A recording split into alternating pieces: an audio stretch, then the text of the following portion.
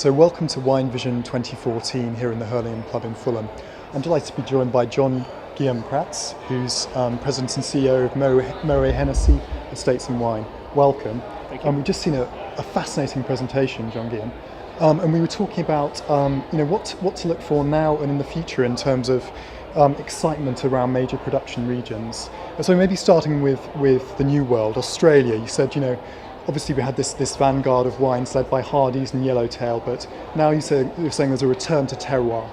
Well, there's clearly an understanding in Australia of going back to more boutique winery, handcrafted wines, wines which are tailor-made with soul and attentions, and also going to much more cooler climate. We see Tasmania as being some potential. We're seeing the upper part of the state of Victoria being a great part of Paradise Land, and certainly Western Australia, where Margaret River and Cape Mental are located.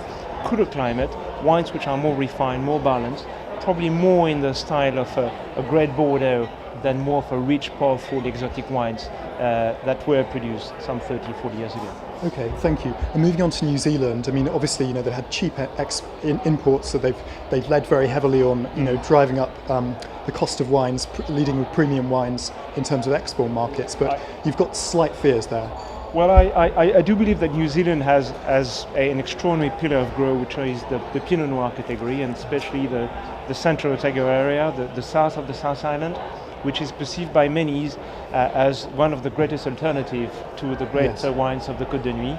Of course, with Oregon and a few other places, but they're clearly one of the greatest in the world. So I would bet on Pinot Noir from New Zealand, from cooler climate, more continental climate, wines which are more healthy, slightly more powerful, but with finesse and balance.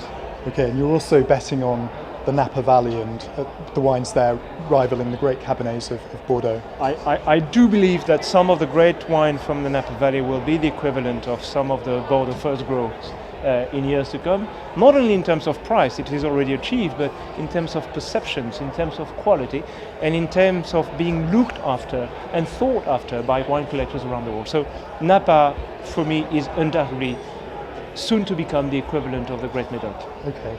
And perhaps touching more on less developed regions or countries. And you mentioned Argentina, and it's you said it's extraordinary but difficult.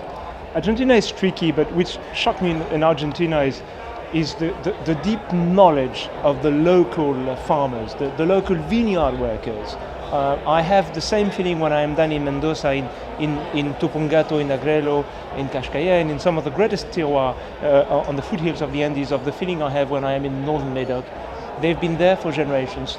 There is an extraordinary knowledge that has been passed by fathers and fathers and fathers. So Argentina is fantastic.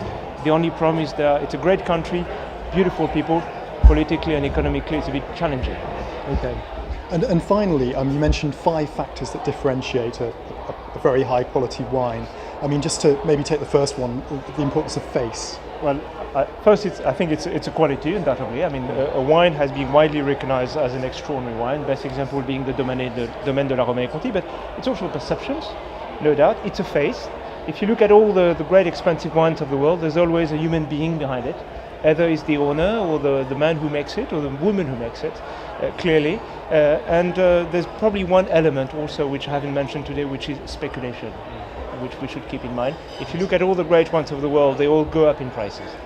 Yes. Well, thank you for those insights. Ben Buckley reporting.